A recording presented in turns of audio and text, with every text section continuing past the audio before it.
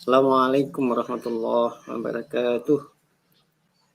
Alhamdulillah, syukurillah, wassalatu wassalamu ala rasulillah wa ba'd.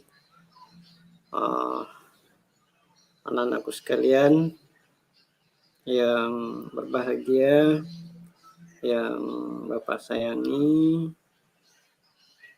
Alhamdulillah pada hari ini kita masih dipertemukan oleh Allah. Mudah-mudahan kita semua masih dalam lindungan Allah Subhanahu wa Ta'ala. Anak-anakku sekalian, melihat materi ini maka dianggap sangat penting untuk diketahui dan diimplementasikan dalam kehidupan kita sehari-hari. Karena ini bersentuhan dengan aktivitas sehari-hari kita, apalagi seorang siswa.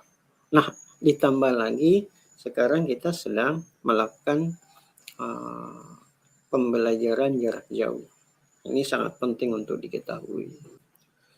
Nah, ini ada pengertian jujur ya. Arti secara bahasa dan istilah. Di dalam bahasa Arab, kata jujur semakna dengan as-sidqu atau siddiq, yang berarti benar, nyata atau berkata benar. Lawan kata ini adalah dusta atau dalam bahasa Arab disebut al-kazib atau kizib. Nah, ini secara bahasa pengertian daripada jujur. Kemudian secara istilah, jujur atau sidqu bermakna satu, kesesuaian antara ucapan dan perbuatan. Jadi ada keselarasan antara ucapan dan perbuatan. Itu makna secara istilah, pengertian secara istilah. Kemudian yang kedua, ada kesesuaian antara informasi dan kenyataan. Jadi jika menginformasikan, memberitakan sesuatu, maka itu harus sesuai fakta atau kenyataan. Selanjutnya, ketegasan dan kemantapan hati. Itu makna daripada sidq. Adalah tegas, ada kemantapan hati, maka akan menimbulkan rasa jujur dalam diri kita. Lalu berikutnya, sesuatu yang baik yang tidak dicampuri dengan kedustaan.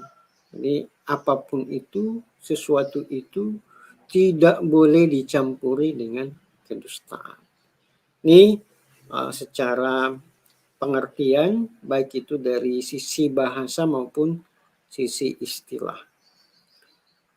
Baik, kita lanjut. Berikutnya, ada pembagian sifat jujur. Kalau Imam Al-Ghazali itu membagi 3 bagian. Apa saja itu kita lihat. Imam Al-Ghazali membagi sifat jujur itu menjadi 1, jujur dalam niat. Apa maksudnya? Yaitu tiada dorongan bagi seseorang dalam segala tindakan dan gerakannya selain dorongan. Itu dorongan maksudnya adalah motivasi dari dalam. Dari niat kita, kehendak kita itu harus karena Allah Subhanahu wa Ta'ala. Itu menurut Imam Al-Ghazali. Jadi jujur secara niat itu harus dimulai dari dorongan karena Allah atau lillahi ta'ala. Berikutnya, jujur dalam perkataan, yaitu sesuainya berita yang diterima dengan yang disampaikan. Jadi itu tadi sebagaimana yang dijelaskan di pengertian di awal, maka Imam Al-Ghazali juga menukil bahwa harus sesuai antara berita yang diterima dengan yang disampaikan. Tidak boleh dilebih-lebihkan. Ya, tidak boleh dikurang-kurangi. Itulah jujur. Ya. Nah, ini juga yang disampaikan oleh Imam Al-Ghazali. Berikutnya adalah Jujur dalam perbuatan, yaitu beramal dengan sungguh-sungguh sehingga perbuatan zahirnya selaras dengan hatinya. Jadi antara zahiriyah amal perbuatan itu dengan niat itu harus selaras. Apa kehendak kita itu selaras dengan perbuatan. Apa perbuatan harus selaras dengan niat kita, kehendak kita di awal. Tidak dilebih-lebihkan dan tidak dikurangi. Oleh karena itu, jelas bahwa jujur itu menjadi penting di dalam kehidupan kita sehari-hari, namun harus dimulai dari dalam diri kita.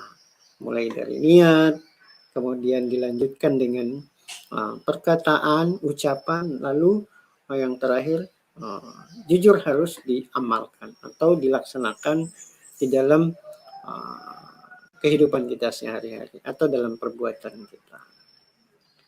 Mengapa jujur itu penting? Karena di dalam Al-Quran sudah sangat tegas menjelaskan di Quran surah Al-Ahzab ayat 70. Bunyinya adalah A'udzubillahi minasyaitonirrajim. Bismillahirrahmanirrahim. Ya ayyuhalladzina amanu taqullaha wa qulu qawlan sadida. Apa artinya? Wahai orang-orang yang beriman, bertakwalah kamu kepada Allah dan ucapkanlah perkataan yang benar. Nah, ini dasar daripada perintah bahwa jujur itu menjadi bagian yang sangat urgent, menjadi bagian yang sangat penting di dalam kehidupan kita. Selanjutnya kita akan menonton video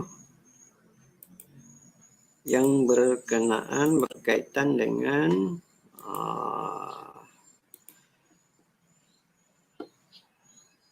materi kita hari ini. Selamat menyaksikan.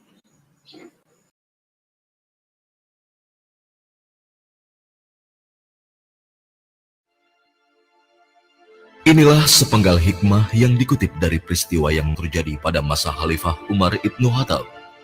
Perlindungan dari Allah, pengawasan dari Allah, dan pertolongan dari Allah adalah hak bagi orang-orang yang benar-benar yakin tentang adanya Allah.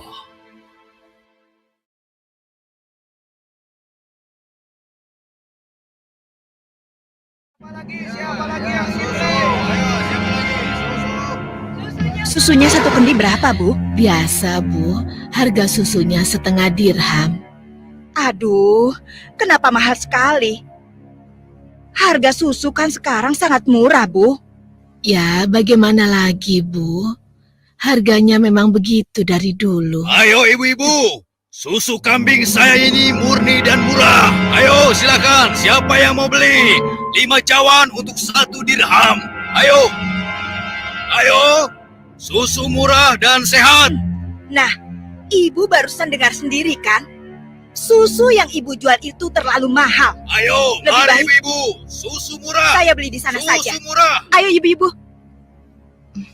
Iya, ayo ke sana.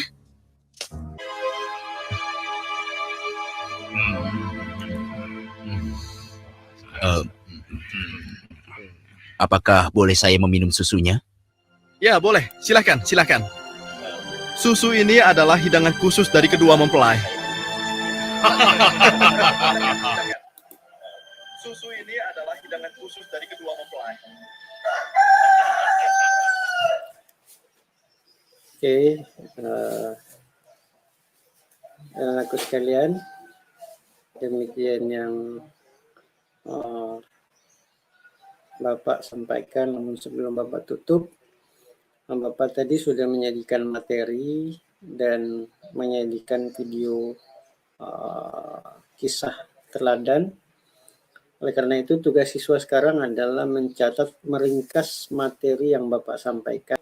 Baik, anak-anakku sekalian, Bapak tunggu tugasnya di Google Classroom hingga pukul 12 siang hari ini. Sekian dari Bapak, walaupun minkum. Assalamualaikum warahmatullahi wabarakatuh.